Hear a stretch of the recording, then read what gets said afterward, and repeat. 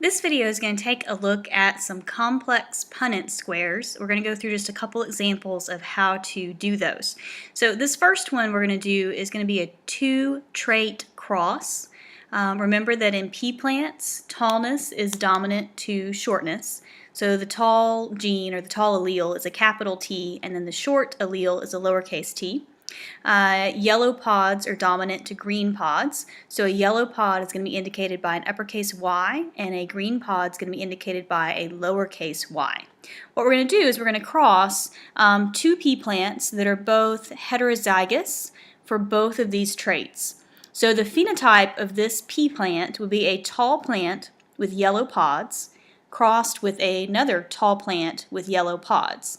But both are heterozygous. They both have both dominant and recessive alleles.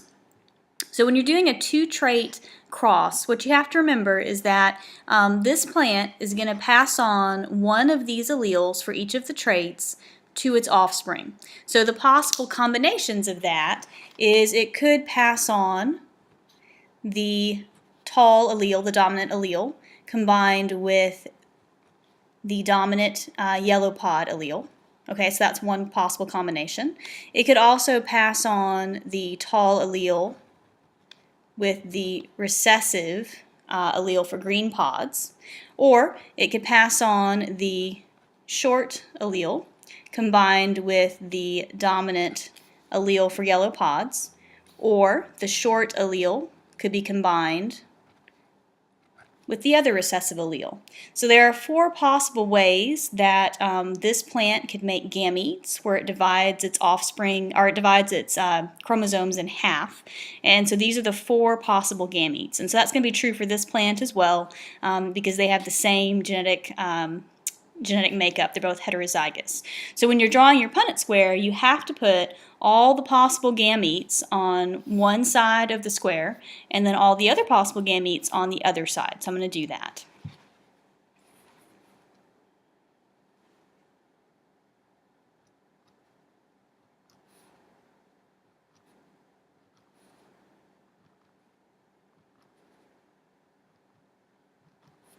All right, so this is the four combinations from one parent.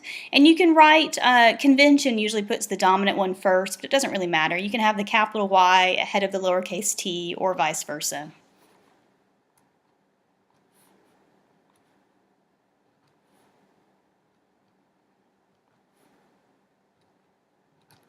All right, so we've got our square. We've got the four possible gametes from one parent on the top, the four possible gametes from the other parent on the bottom, and now we're going to combine them to make zygotes.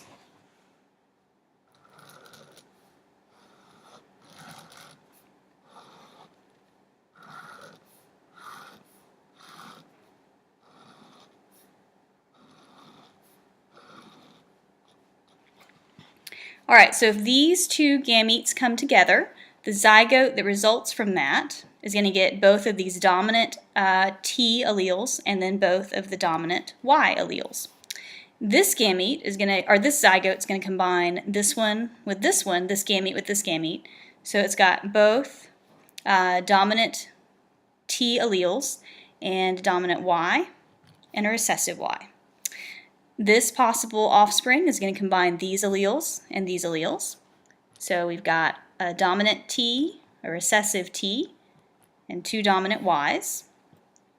This offspring is going to combine the dominant alleles with the recessive alleles. And so that's kind of how you complete your square. So I'm going to go ahead and complete the rest of these.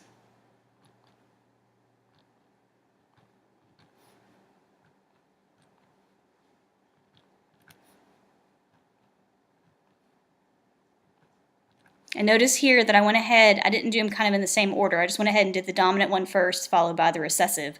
But realize that this dominant is coming from here. This dominant is coming from here.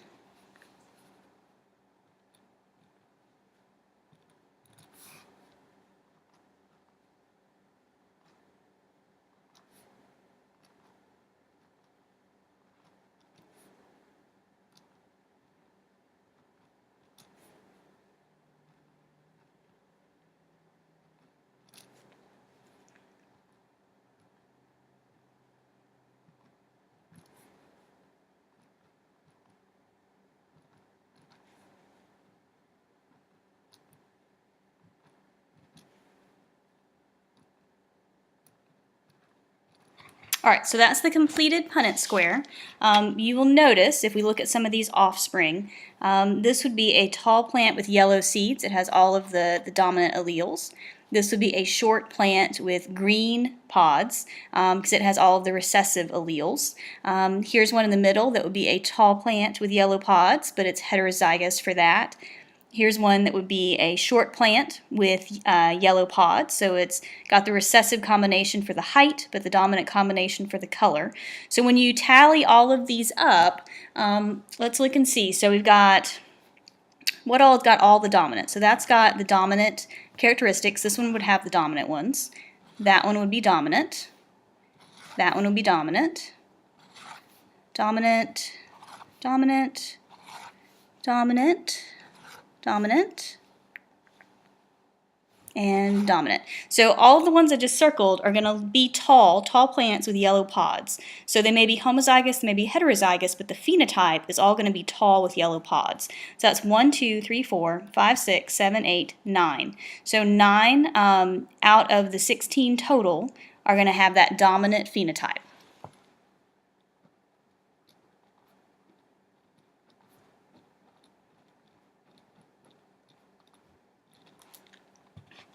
Let's look and see which ones will be tall, but then have green pods, so have the recessive. So here we've got a tall plant with green pods. Here we've got another tall plant with green pods. Here's another tall one with green pods. So we've got 3. They're going to have a combination, basically, of some of the dominant characteristics and some of the recessive.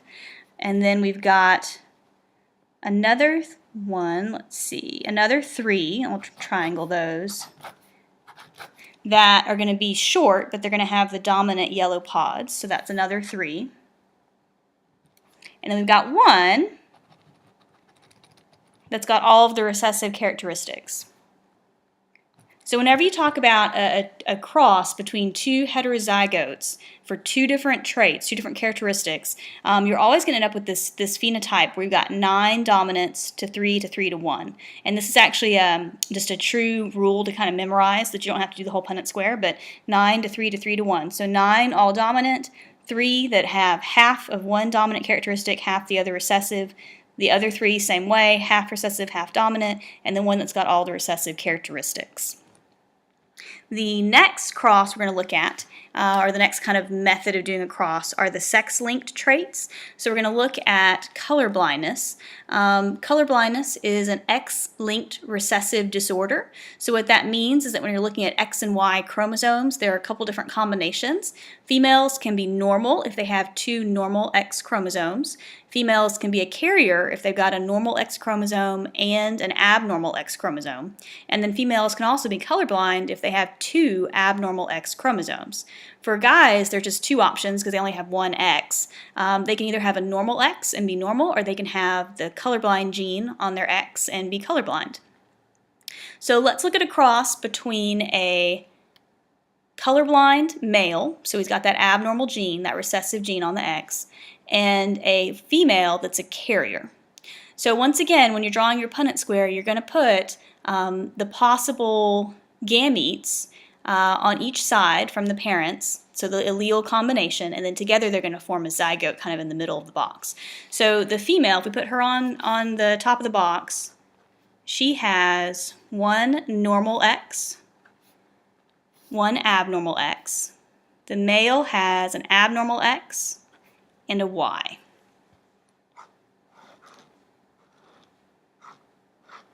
So if we draw our box and bring those together and look at the offspring, we've got 1 offspring that would be a carrier female because she'd have a normal X and an abnormal X, and that's if these 2 alleles came together. If this allele combined with that allele, you'd end up with a boy, and he would be normal because he would have the normal allele on his X. These 2 came together, you'd actually end up with a colorblind female. So if you have a colorblind male and a carrier female that mate, they could potentially have a colorblind female offspring. 1 out of the 4 is colorblind for the females. If you have these 2 come together, then you've got a colorblind male. So looking at this cross, half of the offspring are guys, half of the offspring are girls as far as percentages go. Half of them will be colorblind. 25% would be carriers, because that one girl out of the 4 is a carrier. Or if you're looking at just the girl offsprings, half are carriers, half are colorblind. If you're looking at the boy offspring, just the boys, half would be normal and half would be colorblind. So you can kind of interpret this different ways depending on if you're looking at all 4 of the offspring versus just the girls versus just the guys. Let's do one more cross. This is a cross between a colorblind female, so she's got 2 abnormal X chromosomes, and a normal male. He has a normal X chromosome. So once again, I'm going to put the female up here and the male to the side. And I'm going to draw my square.